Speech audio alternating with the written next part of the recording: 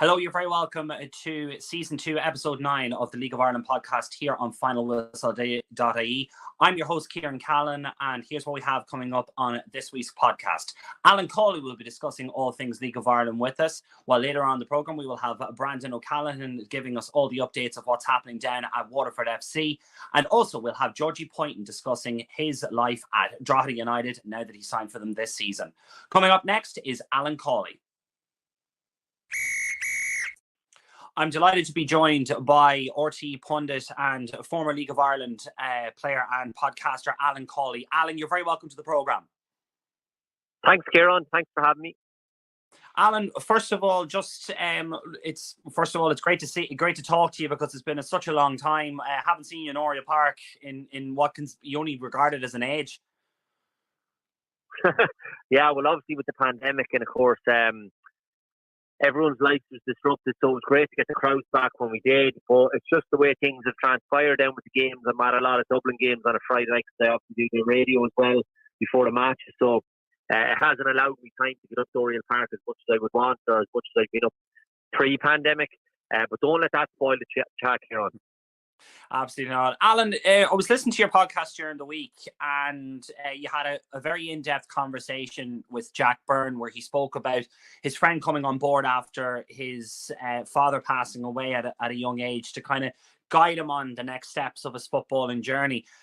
It got me thinking that particularly in the League of Ireland, with the relationship that we have as journalists with the media with the players, that it opens up this kind of way that they're able to be very open and honest with us, and we probably pick up an awful lot more from them than say when you're over in England where they're kind of driven by the PR machine. Do you think did that surprise you in any shape or form? Like the conversation you've had with players, does that shock you anymore that they're so open and honest? Not really, to be honest with you, Kieran, because I suppose when I was playing, I would have been very similar as an interviewee and given honest answers. And I think that's probably one thing. It's probably an Irish thing as well. I know what you're saying, maybe the English teams are a bit more sheltered over there or whatever, and a bit more fearful of the media. But I think because our league is probably only small and a lot of the journalists would know the players and the players know the journalists, that we have that relationship. And I think, to be fair, since I started doing the interviews and the podcast and all that kind of stuff, and had guests and players on, I think a lot of them can relate to the fact that I played as well. So there doesn't seem to be that kind of journalist / player dynamic going on, you know. So it's more kind of, it's generally just a chat, Kieran, like we're having now, and that's the way I kind of try to make sure the chat always kind of feels for the person, whoever I'm speaking to, whether it's a player, manager, anyone, that you're just trying to have a chat with them and make them feel as comfortable as possible. That's when I feel as though they begin to open up and the honesty comes through. And at the end of the day, they're only human beings as well, like us all. Sometimes I think people think players playing that you only see them on a Friday night, but they don't really know their backstories. And a lot of them have some brilliant backstories. But as I say, at the end of the day, they're just human beings and normal people like ourselves that just happen to be good at football. So I think it's important to try and get those stories out as well and show people that might have a different view or a different perception of a certain player, show them a different side to them, and all of a sudden they could change their mind on them as well. But generally the lads I speak to, and even when I played, generally the lads across the league are all good lads, Kieran. Yeah. Was there any particular player that you know has stood out for you from your interviews that you've had in recent seasons? Yeah, I think that all of them are good enough to give up their time, and I love having lads on and chatting to them, whether they're players, managers. We've had all sorts of people on, you know, it's not just players all the time, and it's been great. I've loved it, but it's probably unfair to name one or two, but I probably will anyway. But the Chris Forrestor one in particular, because I've always been a fan of Forrestor as a player. And again, people make perceptions based on what they see on a Friday night, make judgments, and he kind of has that laid back kind of ambling around the place style, languid kind of way of going about his business on a Friday night. But give him the ball and all sorts of things happen, and the quality that he has. But people can make all sorts of assumptions based on that, and then they don't know the lad. But when we had him on, he opened up unbelievably just on his backstory when he went to England and how vulnerable he was. But I found him to be absolutely brilliant now. Like, I loved him before the interview, I loved him even more afterwards. Another one was Gary Deegan, who spoke about his illness and his sickness and was extremely honest about his career path as well. So those two were brilliant. And then, of course, you mentioned Jack was on last week, and I've always been a fan of Jack Byrne as well. And again, people making assumptions, not knowing the backstory of Jack. And he spoke brilliantly about his journey and his story. And obviously, he's faced a lot of adversity. People look at Jack now on the verge of being called up to the Irish team and think everything's rosy in the Guards. But Jack went through a lot of hard and tough times, and no harder than losing your dad at 11 years of age. And luckily enough for him, he had a good mum and good people around him, his brother and his friend who was on the show, who stepped in. He used to bring him everywhere to make sure he could continue his football and career and journey. And he's very thankful for that as well. So I think that's very, very important as well, that people get that other side of the player. We all go to the matches on a Friday night here on, and we're biased towards our own team or whatever, and we want to see them do well. But I think it's important to know as well, no matter who the player is, that there could be a lot going on in their life that you don't know about. And I think it's important to maybe know people's backstories as well, and just appreciate the fact that they're good lads and good people. Yeah, just we were speaking about it earlier about, you know, the one that's kind of sticking out with me at the moment. I'm currently in the middle of Brian Gartland's book, and it's a very honest and open account, particularly about, you know, the time when his father was passing away and he was staying in the hospice, and how his training and everything just kept him going. But if we can move on, there's into big League of Ireland news that's coming out over the past couple of days, and that's Stephen Bradley has been given the top position of you know, he's the main man that they want at Lincoln City. As well as that, Stephen McPhail and Gary Cronin Gary Cronin, I think is the name, sorry, his assistant manager, have also been muted and going to Lincoln City. Like, it's a massive opportunity, because the last time he was muted for a managerial position, it was at MK Dawes. He was just on the list, but this time he's their top choice. Do you think it's time that Stephen dips his toe in the water over in England? Well, timing is everything in football, Kieran, and at the moment Stephen's stock is very high, because obviously he's been successful at Shamrock Rovers and winning 2 leagues and going for a third one here now, and obviously the cup final as well. So he's done very, very well with Shamrock Rovers. So timing is everything, and I suppose sometimes you have to grasp that opportunity, because who knows, in 6 months or a year his stock might not be as high if they weren't to win the league or whatever, and you might not get that opportunity. So that's very important, and it seems to be, as I say, Stephen's time at the moment, and Lincoln City have certainly earmarked him as being their number one target. It seems to be well down the track. I only got wind of this on Monday, but by all accounts the discussions and negotiations and all sorts are going on, and it seems to be very much in Stephen's court whether he wants to take it or not, or whether he wants to remain a Shamrock Rovers manager. And I think it's a compliment to him of how well he's done over the last couple of years. For us here in the league, who obviously love the league, people might look down their noses a little bit at Lincoln City over here, and I think that's totally wrong, because Lincoln City have a budget of $5 million a year. They get crowds of 9,000-10,000 every week. League One is a very, very competitive league with some huge clubs in English football, and it's very much bang in the middle of the pyramid of English football. So if Stephen Bradley has aspirations to go on to be a manager or do well for himself at a higher level than here, I think he has to take the job. But it's a question of whether he has those aspirations or ambitions and uprooting his family and doing all that stuff. And if he doesn't want to do that, he's at the best club here in the country, and he'll continue on being the manager here. So it's a decision for him. But I don't think we should look down our noses thinking, oh, well, why would you leave Shamrock Rovers for Lincoln? Sometimes that can be a very short-sighted view from a lot of people here with the blinkers on towards our league. And I'm the number one fan of our league. I absolutely love the league here, as everybody knows. But for us to suggest that Shamrock Rovers is a bigger club than Lincoln, that's absolute nonsense. And they'll never be, in for a long, long time yet, will they be ever as big as Lincoln, because and we're, like, Shamrock Rovers are the biggest club in the country here. So you could imagine, it just goes to show how far we have to go to try and bridge the gap that we're saying we're behind the Lincoln, because we are. You can imagine all the other clubs in the league who are behind Shamrock Rovers, how far they're behind Lincoln. So it just puts things into perspective. And certainly for Stephen Bradley's point of view, if he wants to better himself and move on, well, then good luck to him. It's mad to think. It just came up in my head. The two of us sat beside each other at a match in which Dundalk defeated Shamrock Rovers. I think it was either 4-1 or 4-2, and the banners came out that night and said that it's not working out.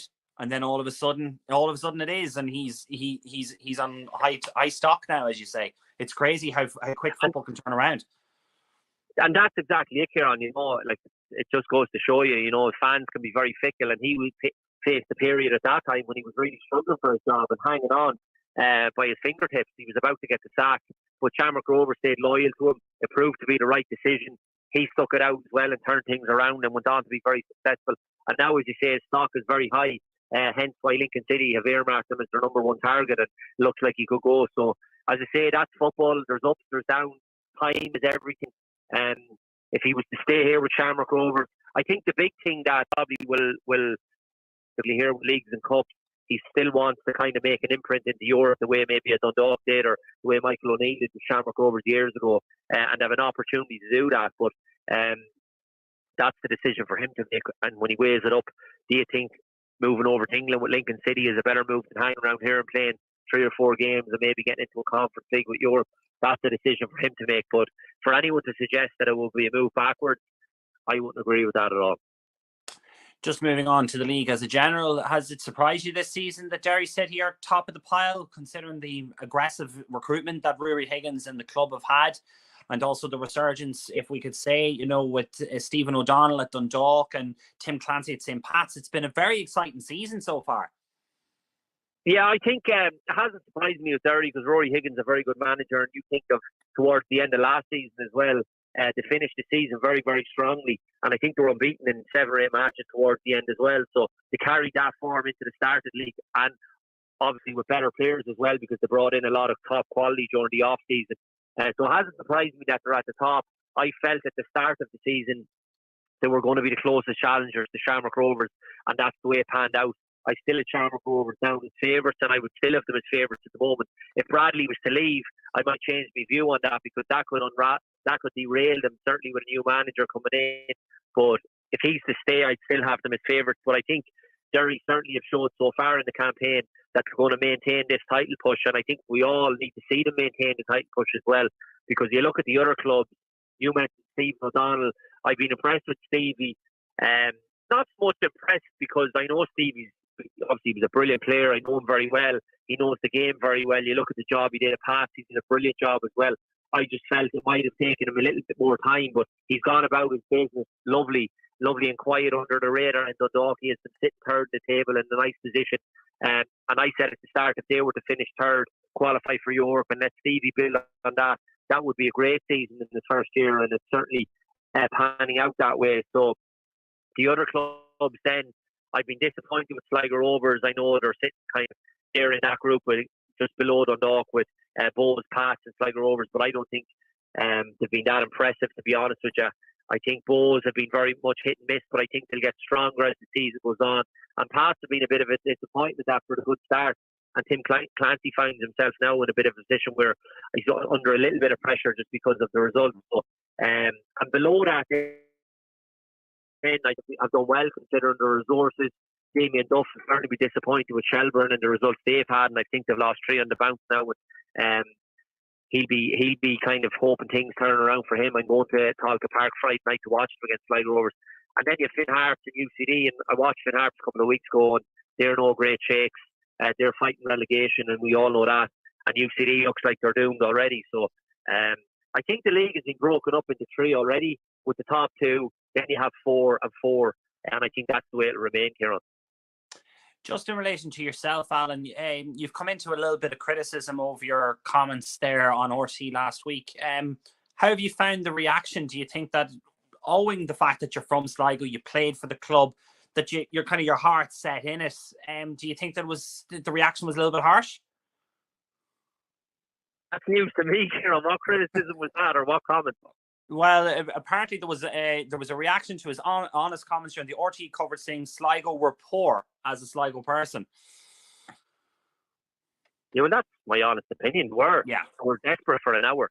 They were absolutely shocking, and it was only when Heaney came on, the young lad, and changed the game and added a bit of life to it. But certainly their approach for minute 1 was so negative and cautious. I know they're playing Shamrock Rovers, who are a very strong team. We were playing a fullback in centre midfield to try and negate Jack Byrne.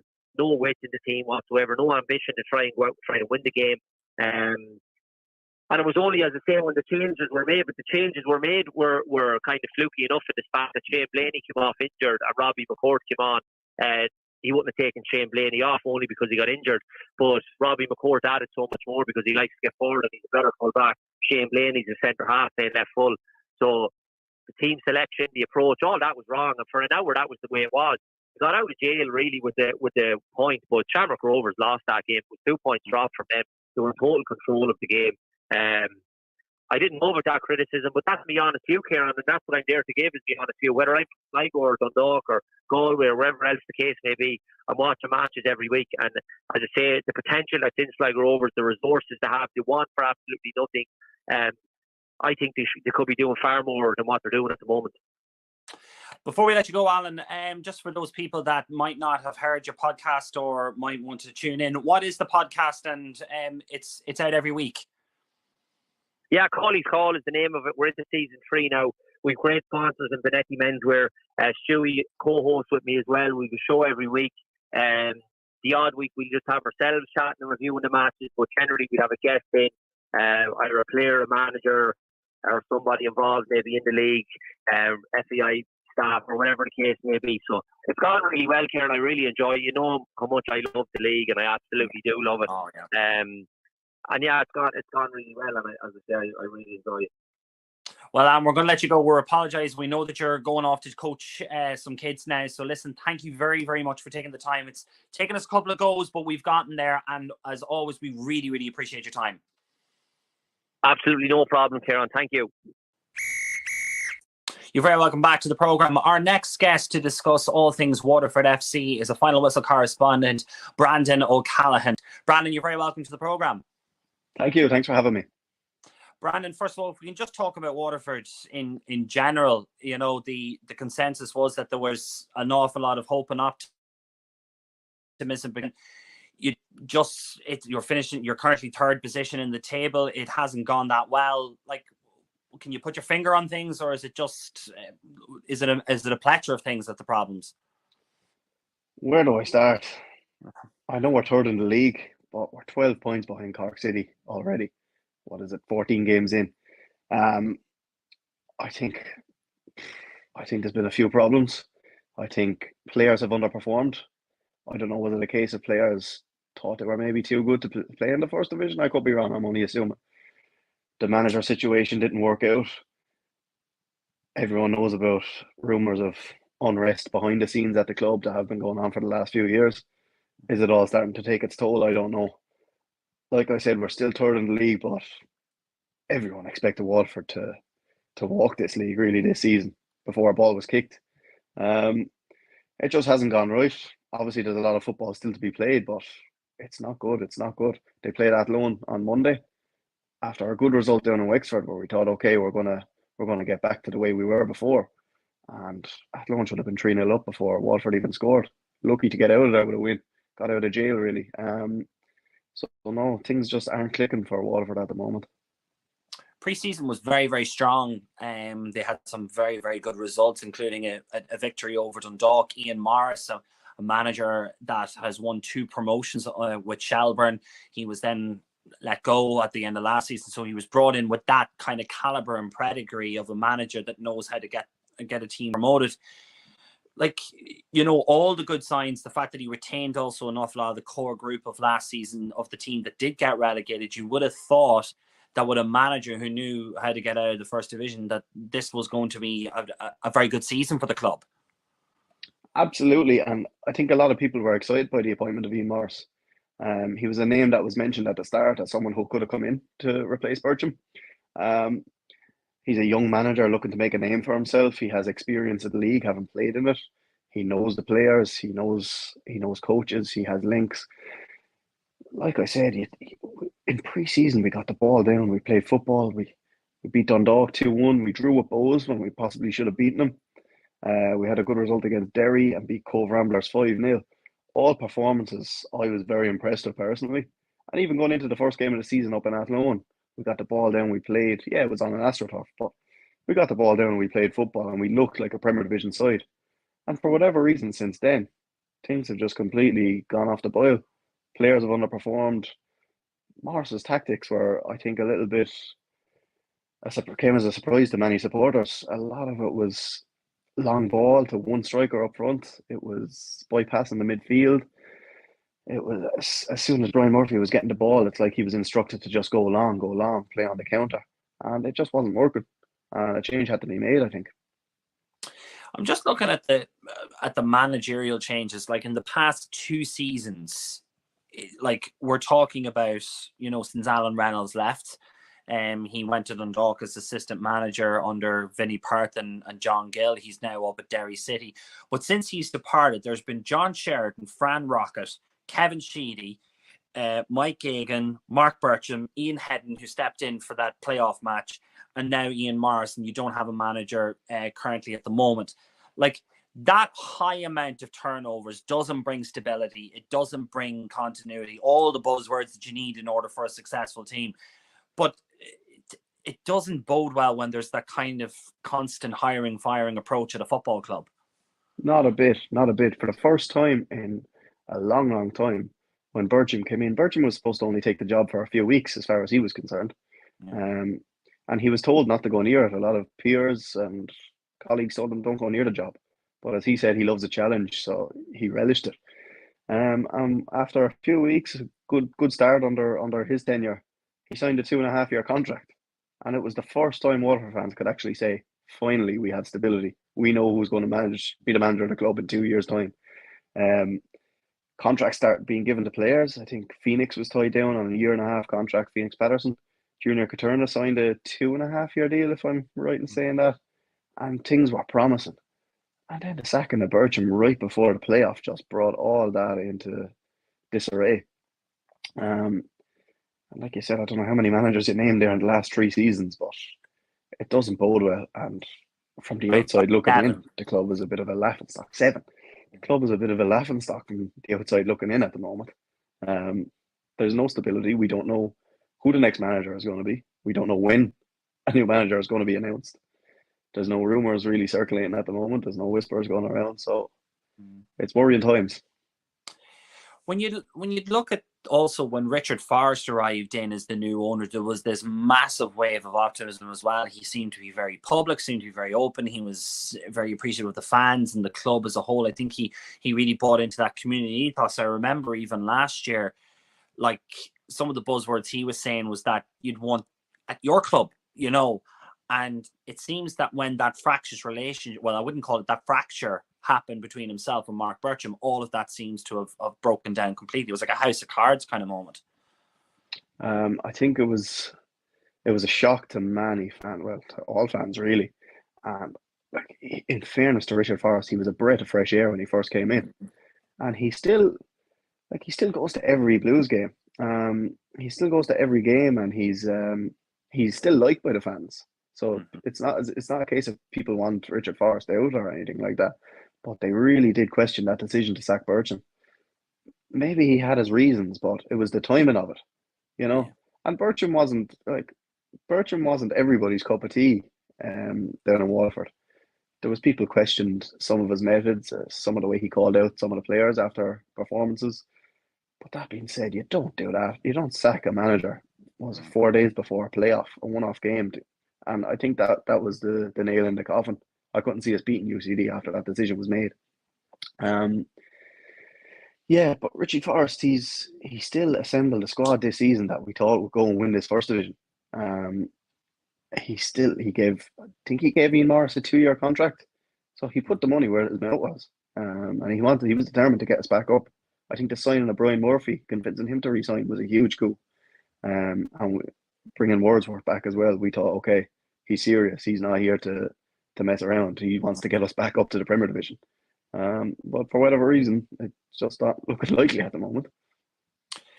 What kind of manager do you think that Waterford, like obviously it's very easy to say that we want this and we want that, but every club is unique and every club has kind of like a DNA patch. Like, what do you think that this club needs now in order for you as Waterford to say, oh, well, this is the guy that's going to get us back promoted. This is the guy that's going to make us successful again? It's hard to put your finger on it. Obviously, you want somebody who can connect with the people, connect with the supporters. Bircham was very good at that and getting the supporters, getting the balls. He was a bit of a showman. At the same time, you look at Alan Reynolds, who was a local, wasn't as much of a showman, but the people supported him, the people were behind him. I think there's there seems to be the thought that maybe our next manager will come from across the pond in the UK. Okay. And then some fans will be looking at that as in, do they know the league? Do they know the players? Then again, Bertram came from the UK, so you can't really. At the same time, a lot of people wanted an Irish manager who knew the league coming into the first division when Bertram was gone, and we got Ian Morris. People were happy with that, so it's hard to say what kind of manager we need or what kind of philosophy they'll have. The question I'd be asking is what manager wants to come to Waterford. As I said, Bertram was told not to shake a stick at the job. Only for his personality, he decided, he wants it. He's going to relish that challenge. The rumours were that Ian Morris wasn't the club's first choice. I don't know how true those are, but that suggests that people have turned down the club. So I just don't know. I can't see anybody that's available at the moment that would be willing to come in and work under certain conditions. Behind the scenes issues that have been going on, that have been well documented. It's really hard to put a finger on it and say who the right man to take us forward is.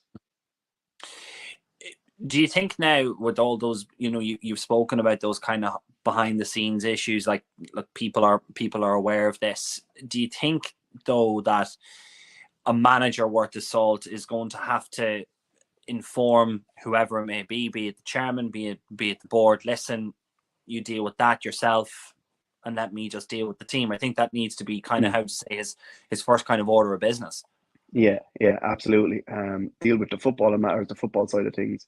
You run the business and let me do my job. I think that's the main thing. Someone who can put a stamp down early on that. If he'll be given the green light to do that is another question, but that's 100%. You need a strong character in there who won't allow the behind the scenes issues to affect the first team, affect his job and his role, and affect the club in general. It's had a negative effect on the club for the last few years, and it was only going one way. So we need someone who can stamp that out and just focus on football.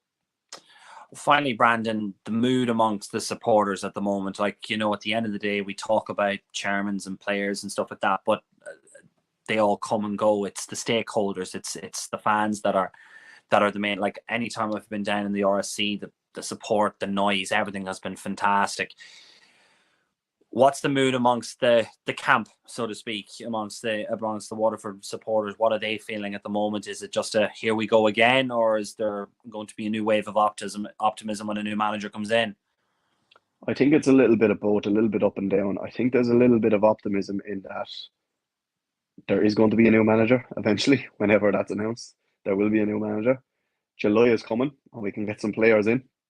The turnaround when we got players in last July, even though it ended in relegation, but we were the form team in the league up until the last month of the season. We do need to sign some players. We need to get a manager first of all, but optimism in that regard. And also supporters' feeling is that whether you finish second in the first division or you finish fifth, it's all the one. You're still in the playoffs. You still have to play the same amount of games. A lot of people feel like the league title is gone. Personally, I still think there's a lot of football to be played, but July can't come quick enough for me. On the other side of that, there's the fear that the last time we were in the first division, it took us 10 years to get out of it. Crowds have went from 2,500 the first home game against Bray Wanderers to 1,072 yesterday against Athlone, which for a bank holiday Monday against Athlone is still decent, but it's quite a considerable drop off. The performances have been poor, so people aren't going to turn up. So it's hard to say at the moment. I suppose it's more hope rather than optimism, maybe would be the best way to sum it up. Well, I suppose when you look at it, you got relegated via the playoff last year. Maybe the promotion via the playoffs would be kind of a, how would you say, poetic justice, so to speak. So that might be the route. There's only one team promoted. It's so hard this year, and we've said it before. There's this talk of consistent top three, but it's been really competitive. Do you think if the draw went your way that the playoffs would be where you'd want to be? With Waterford's record in playoffs, not a bit. If winning the league title is not an option. Yeah, I suppose Waterford's record in playoffs doesn't give you much hope. But like I said, 12 points behind Cork already and 9 behind Galway. It doesn't look likely that the league title is coming to Waterford. So a playoff is what you'd have to settle for. Waterford's record in playoffs is abysmal, absolutely abysmal. But what's the phrase? Beggars can't be choosers. If that's how you're going to get up, that's the way you got to do it. Judging on recent performances, even if we were to get to the playoff final and win that, we still have to go through a Premier Division team, and that doesn't hold much hope for Blues fans at the moment. So, like I said, get to July, still be thereabouts. Get some players in, hopefully a good manager in who can stamp his authority, and we'll take it from there. Brandon, listen, thanks very much for your time, and hopefully we'll speak to you towards the end of the season. Pleasure, Kieran. Thanks for having me. In our next segment, I'm delighted to be joined by Drogheda United midfielder Georgie Poynton. Georgie, as an old comrade and an old friend, it's great to see you again. Yeah, likewise, Kieran. How are you? Grand. Georgie, we won't dwell too much on it, but a disappointing result last Friday night in the Loud Derby. Look, those games were unpredictable at the best of times, but it was a tough result for you. Yeah, very much so, Kieran. A really disappointing result, I suppose, but it's the nature of football. We probably Dundalk were really, really good on Friday night, and fair play to them. Credit to them, must go off. But I don't know how good Dundalk were and how much of an off night we were, but full respect to them. The outclass was on the night, and football is a quick game. You got to move on quickly from it. In relation to, it's kind of two very disappointing results on both kind of spectrums. The loss against Sligo in the last minute, it's just a killer, really. Yeah, positives and negatives to take from the Sligo game, Kieran, to be honest.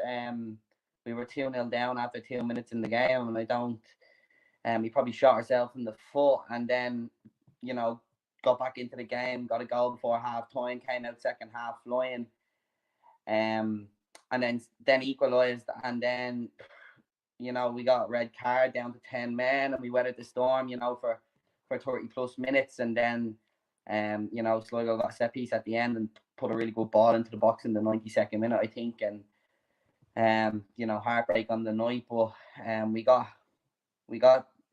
few too many chances that night. With probably conceding such early on 2 goals, it's remarkable at the time. Like you're 2-0 down after 2 minutes, which is kind of unacceptable. Then you get a red card, you get a penalty. So, it was a disappointing one to take. In the context of the game, maybe a draw would have been a fair result. Mm-hmm. Georgie, if I can go back, like you're from Laytown, but you've signed for what would be regarded as your local club. Like you did your youth football with Dundalk, then you went to Waterford and Pats, and then Shells for a couple of seasons, and then you've ended up at Drogheda. Like you got your promotion with Shelbourne, but ended up playing in the Premier Division. How did that transfer from Shells to Kevin Doherty, or was it Tim Clancy? I'm not too sure because of the change, but where did the move come about to sign for effectively your hometown club? Yeah, it was Kevin. I was very close to signing for someone else, another Premier Division team, and it was Kevin found out, I think, got wind of it, and he was kind of busy with the changeover with Tim, and reached out to me straight away, more or less, as soon as he got wind of the bit of stuff going on in the other end. And to be honest with you, Kieran, just with locality wise and kind of the stage I'm at in my career and where I am, with my career outside of football, it was kind of a no-brainer for me. I always thought I'd probably make my way back to Drogheda one day. I probably haven't signed there in recent years, but it was always a place that I think I would have played football at some point. You played your, as we mentioned there, we played your youth football in 2016. You had, that amazing kind of run in 2016 with the lads. You were part of the first team back then. Do you think even playing in that kind of culture and environment during that kind of successful Stephen Kenny era has helped you when you've moved on to other clubs, that you kept that kind of standard, what's expected to play at such a high level and a high tempo? Yeah, well, you take little nuggets from it. I think it definitely, showed me the foundation and what was required to be a footballer, and how you have to live your life in Ireland, especially, to get to the very top. I look fondly back on my times at Dundalk. People that I've met up there, friends, really close people in my life still to date are up in Dundalk and from there. And, you know, it did require, like, them environments that it would have been in. You know, you look at Steve and he set the example from the top right the way down. You know, the players that would have played there, you know, real role models in Irish football. And, you know, probably a historic team that will go down, you know, qualifying for the Europa League. And, you know, rubbing off them boys when I was younger, yeah, of course, you take a lot of things from them. And, you know, it was a brilliant experience for so early on in my career, you know. You went to Bohemians on loan, I think it was the following season, and you were actually you scored the winning goal to break Cork's streak. Record, yeah. Was now just looking back, and you know, you'd look at kind of pivotal moments. Was that kind of one where you sat there and went, I have a chance to break the streak, but I also have a chance to, you know, it could have went either way, but it was a big move into Keith Long, and Bohemians was a big part of your development. Big time, yeah. And I had a few offers that time to go out on loan, a couple in the first division. Alan Reynolds was trying to get me at Waterford, who I then went to later in my career. You know, but I was still in college in DKIT at the time, so again, it made sense for me just to go to both. There was a part-time thing, you know, where they were training in the evenings, and it suited. And like that, you know, the experience I gained that year, my first professional year out on loan from Dundalk, you know, really stood me in good stead, and, you know, kind of made me believe that I could play at the level. Because I wasn't too sure, and, you know, you had such a good underage career, but it's a different kettle of fish when you go up into senior and men's football. And, you know, I'd all this experience and been around the best pros in Ireland, but it was always in training. It was never in a game-related situation. So when I went out on loan, yeah, that's when I firmly believed that I could play at the level that was required. But, you know, the environment that I was in, I was probably always going to have a good foundation to go out and try and make my way in it. You alluded there to DKIT there, like there's an awful lot of players now getting, you know, academic scholarships, like Jamie McGrath is someone who I spoke to in recent weeks about it. He was at Maynooth and he was still training with Pats and things like that. But how important is it for someone like you that, you know, football is such a finite kind of career, that to have your degree in the back pocket is so important? Yeah, well, you know, your football career only lasts you so long, I think, Kieran, you know, and it is important, if I was speaking to any young, you know, teenager, kid coming up, you know, it would be to keep clued in with regards to your education, or even starting an apprenticeship, anything like that, that you have got something to fall back on should football not go so well for you. And, you know, I'm sure any athlete will tell you you're only one injury away from, you know, potentially having the thing you love taken away from you so much. So, yeah, probably took a few years for the penny to drop with me with regards to how important it was. But once it did, you know, it's kind of been factored into all me decisions since then. In relation to, you know, the 2 years in Shelbourne before you went up, you know, am I right in saying that you captained the Shells side in games last year? Like that's such a big responsibility, but also a promotion winning side. It must have been just incredible, the whole atmosphere, because Shells traditionally are such a huge club. A massive club, and you know, it was a real honour to play for Shells, I have to say. You know, somewhere again like Dundalk, like I look back with such fond memories on it, because from the highs and the lows I always speak about, because we were relegated the year before. And to go back and just bounce straight, get the club straight back up the year after, you know, it was really, really special. And to do it, you know, with a few close friends of mine was even more special, you know. Just final couple of questions. You've got kind of a tough run of games now in the next couple of weeks. You know, you've got St. Patrick's Athletic, and then away to Shells, then it's at home to Finn Harps, and then home to Shamrock Rovers. Like you know, they're very, very tough games. But if we can just kind of go to the Pats match, more importantly, like, you know, you'll want to hopefully bounce back from these two defeats and get something on the board against your former Drogheda United boss. Yeah, and there's obviously, you know, a massive respect between the club and the manager, and you know, team was so good for Drogheda. But you know, we're solely focused. We played Pats already this season and drew 1-1 with them. We're solely focused on bouncing back this week. Yeah, I would say, Kieran, not even looking beyond that. You've mentioned some of the other fixtures. Yes, it's a huge month for us, but I think we have to take it game by game on its merits at the minute. It is important we bounce back this week.